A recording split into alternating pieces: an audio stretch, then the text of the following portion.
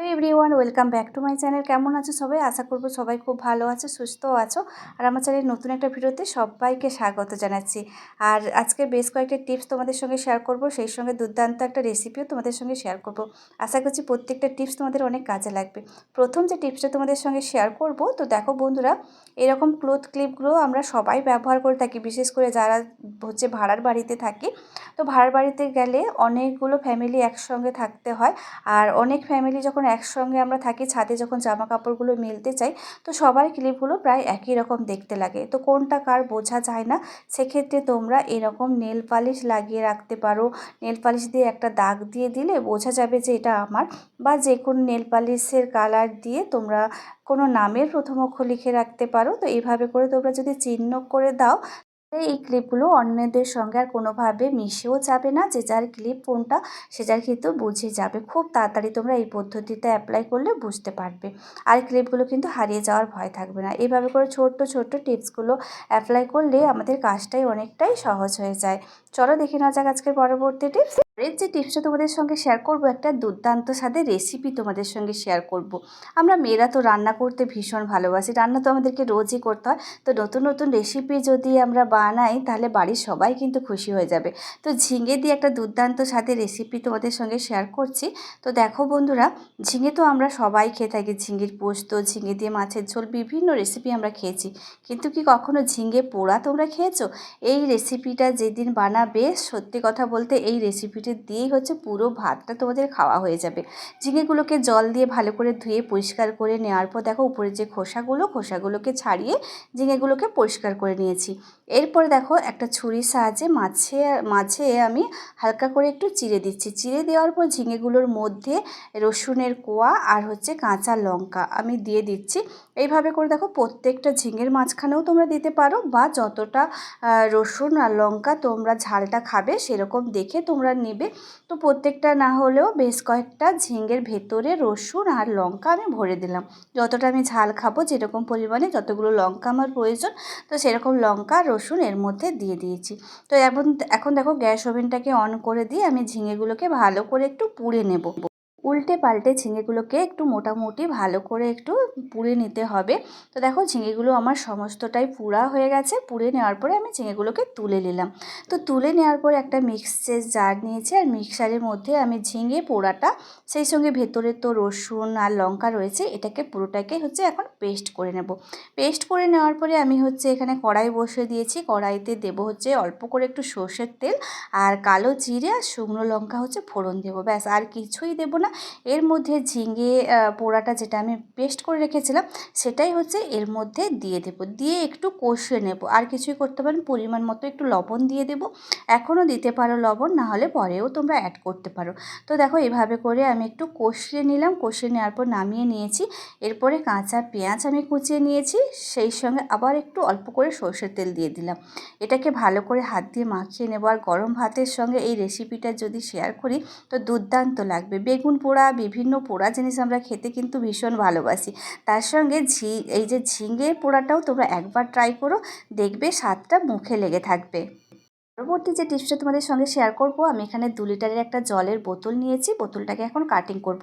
তো তার আগে উপরে যে পেপারটা ছিল, পেপারটাকে আমি ছিঁড়ে দিলাম। পেপারটাকে কেটে আমি বোতলটাকে একদম পরিষ্কার করে নিলাম। এরপর দেখো বোতলের মিডিল বরাবর আমি বেশ খানিকটা ফাঁকা করে নেব। তো একটা কাঁচির সাহায্যেই আমি কেটে নিচ্ছি। তোমরা চাইলে ছুরি গরম করেও কাজটা করতে পারো। আর এই বোতলগুলো যেহেতু খুব বেশি মোটা হয় না, পাতলা হয়, তো তার জন্য কাঁচি দিয়ে কেটে নিতেও অনেকটা সহজ হয়। তো দেখো আমি মাঝখানটা পুরোটাই ফাঁকা করে কেটে নিয়েছি। এটা কী কাজে লাগাবো?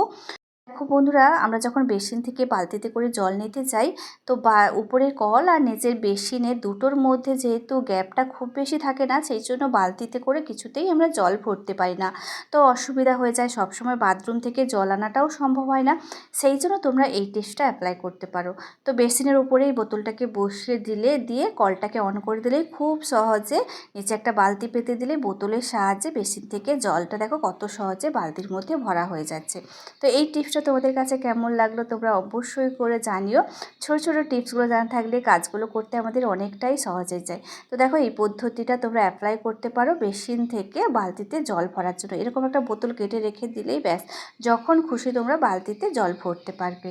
পরবর্তী যে টিপসটা তোমাদের সঙ্গে শেয়ার করব তার জন্য নিয়ে নিয়েছি একটা হচ্ছে জলের বোতলের ঢাকনা নিয়েছি। ঠিক আছে, তো ঢাকনাটাকে দেখো একটা ছুরি গরম করে আমি মাঝখানে একটু কাটিং করে দিচ্ছি। খুব বেশি কাটিং করতে হবে না, হালকা করে একটু কেটে দিচ্ছি, এপাশ ওপাশ দুপাশেই আমি কাটিং করে দিচ্ছি। খুব বেশি ফাঁকাও করব না। ছুরি গরম করে অবশ্যই করে এই কাজটা করো, তাহলে অনেকটাই সহজ হয়ে যাবে। বা তোমরা হচ্ছে কাঁচি দিয়েও কাটতে পারো, বা প্লেন ছুরি দিয়ে করলে অনেকটা সময় লেগে যাবে। ছুরিটা গরম করে দিলেই, বসিয়ে দিলেই কাজটা হয়ে যাবে।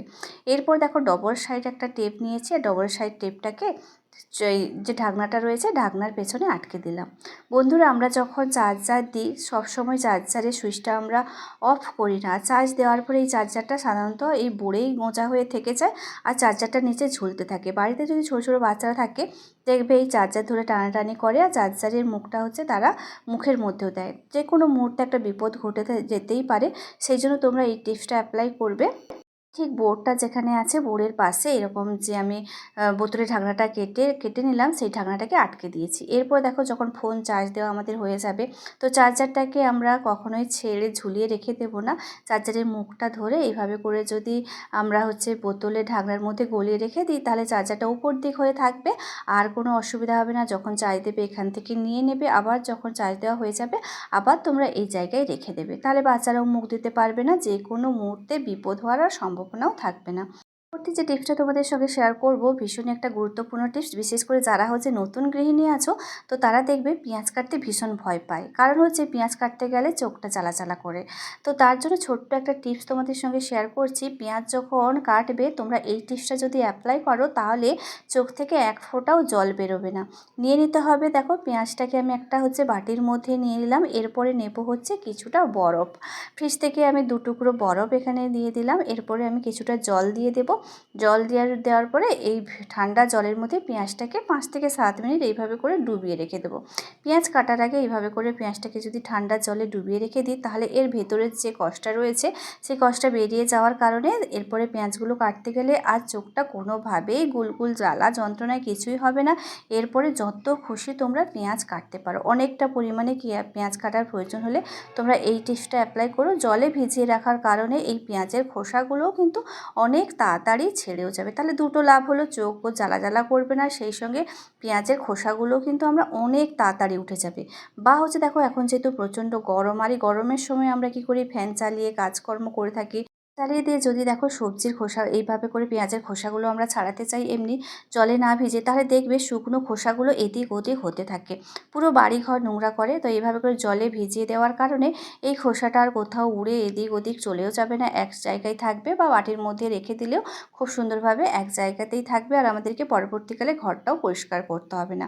এরপর দেখো যত খুশি পেঁয়াজ কেটে নাও, চোখ থেকে এক ফোঁটাও জল কিন্তু বের হবে না।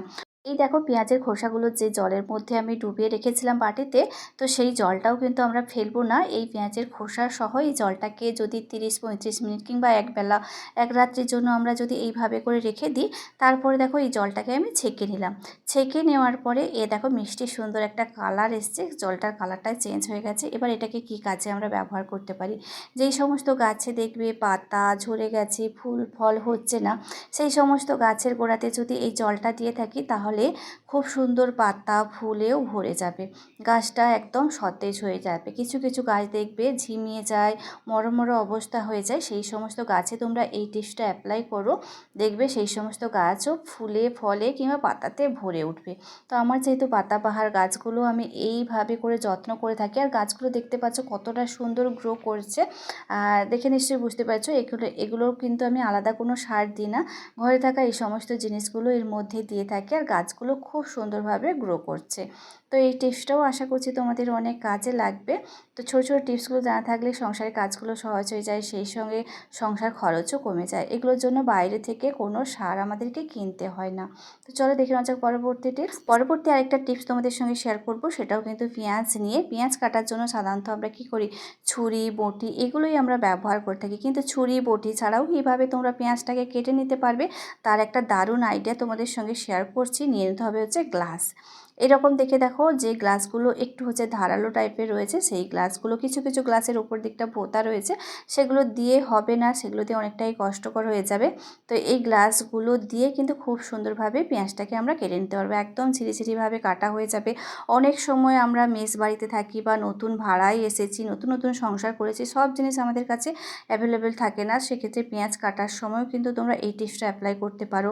বা মেসে থাকলে ছোটো ছোটো বাচ্চারা থাকলে তো তারা ছুরি বটিতে অনেক সময় হাত কেটে ফেলে, তারাও কিন্তু এই গ্লাস দিয়ে এই টিপসটা অ্যাপ্লাই করে তোমরা পেঁয়াজগুলো কেটে নিতে পারো। টিপসটা সবথেকে বেশি ভালো লাগলো অবশ্যই তোমরা কমেন্ট করে জানিও। ভালো থেকো, সুস্থ থেকো, দেখা হচ্ছে পরবর্তী ভিডিওতে। নতুন হলে প্লিজ চ্যানেলটাকে সাবস্ক্রাইব করো।